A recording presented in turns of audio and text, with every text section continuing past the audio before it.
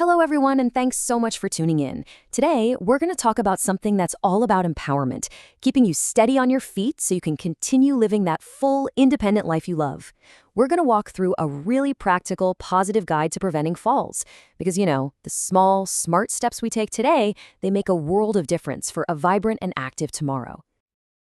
I saw this online and I just had to share it right at the top.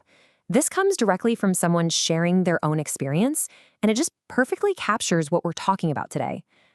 It's not about becoming some kind of super athlete, right? It's about finding what works for you, what makes you feel good, and just sticking with it. That's real-world wisdom right there, and it's the perfect foundation for our chat. So here's our game plan. First, we'll get a handle on understanding fall risk. Then we'll jump into the good stuff, how to build your strength and balance. After that, we'll look at making your home a safer space, touch on some smart health habits, and finally, we'll wrap it all up into your very own path to wellness. Sound good? Okay, let's dive in. All right, let's kick things off by talking about the why behind all of this. This section isn't about causing any worry, not at all. It's about looking at fall risk as a challenge that we can absolutely manage. Knowledge is power, and just understanding what's going on is the very first step to taking control. So let's just look at one key number for a second. Health guidelines tell us that about 1 in 4 older adults has a fall each year. Now, I'm not sharing that to alarm you, but just to show that it's a really common thing. And here's the good news. Because it's so common, it's been studied a lot, which means we know some really effective ways to get ahead of it. And this right here is the most important part of our whole conversation. That statistic is not your destiny. It's just a number, and it's a number you have the power to change. By focusing on simple, proactive steps, you can absolutely stack the odds in your favor. And that's what this is all about, finding solutions. The World Falls Guidelines actually help us get a little more personal with this. So, for example, someone at low risk might have had a little slip, but day-to-day they feel pretty steady. Intermediate risk could be someone who's had a fall and is maybe noticing, my balance isn't quite what it used to be. And high risk is usually for folks who've had multiple falls.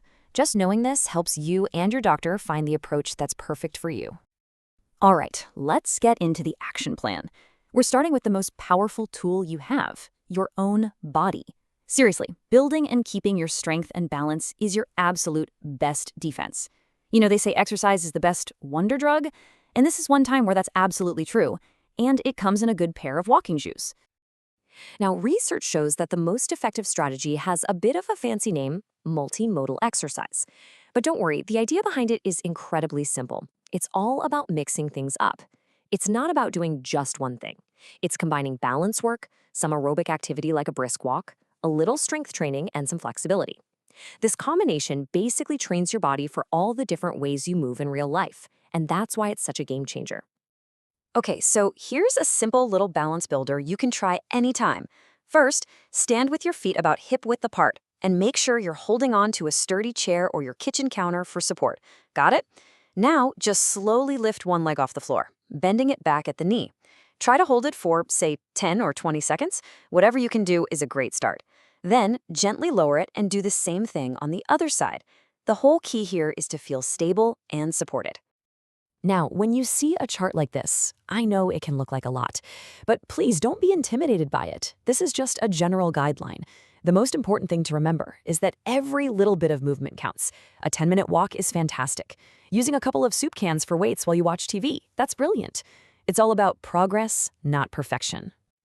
Okay, so we've worked on our body's defense system. Now, let's shift our focus to our environment. Your home should be your safe haven, right? A place where you feel totally secure. And by making just a few small, simple changes, we can prevent some big accidents and make it a truly safe space. I want you to take a second and just think about this question.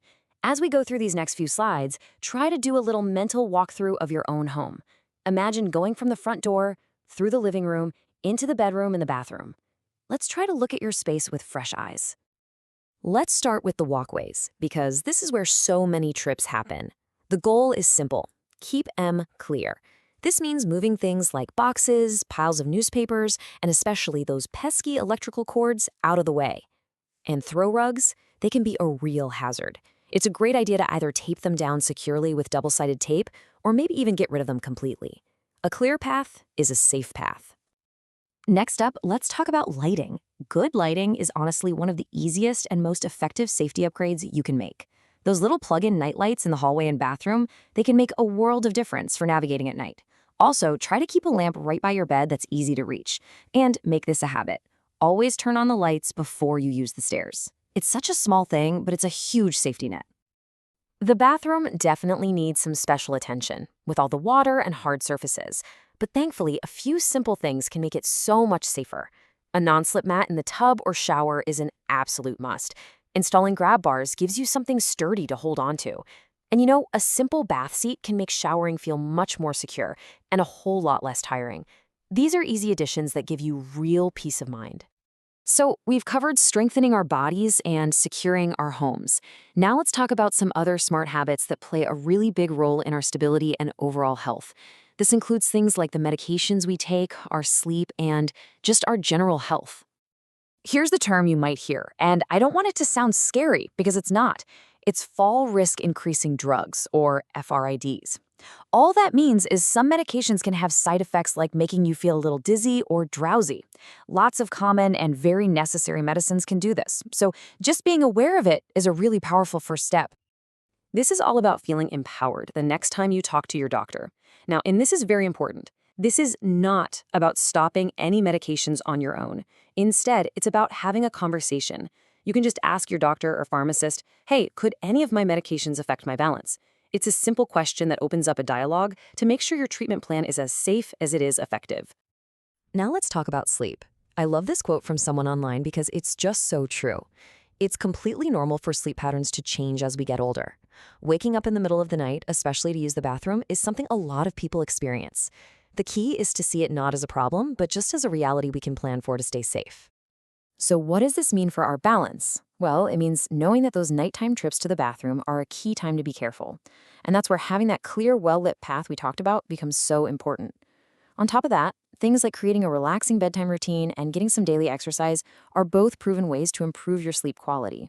And better sleep helps you feel more rested and steady the next day. It's a win-win. Okay, we have covered a lot of ground here. We've talked about exercise, home safety, and healthy habits. So now, in this final part, let's bring it all together. Let's create a clear, manageable path forward. This is where we turn all this great information into action. Here it is, your personal action plan in 4 simple steps. First, move your body. Find something you enjoy and do a little every day. Second, secure your home. Clear out the clutter and brighten it up. Third, review your habits. Chat with your doctor about your meds and make good sleep a priority. And finally, a super simple but crucial tip, wear sensible shoes. A sturdy, well-fitting shoe with a good grip is the foundation for everything. I really want to leave you with this thought. Please don't feel like you have to do everything all at once. The goal here is not to be perfect overnight. The goal is just to start. Pick one thing. Maybe it's trying that balance exercise while you wait for the kettle to boil. Maybe it's putting a new nightlight in the hallway. Every journey begins with a single step. And believe me, every single step you take counts. So I'll end by asking you this directly. Based on everything we've discussed, what is one small, manageable step you can take today to move toward a more active, independent, and steady future? Thank you so much for taking this time for yourself. Stay active, stay independent, and stay well.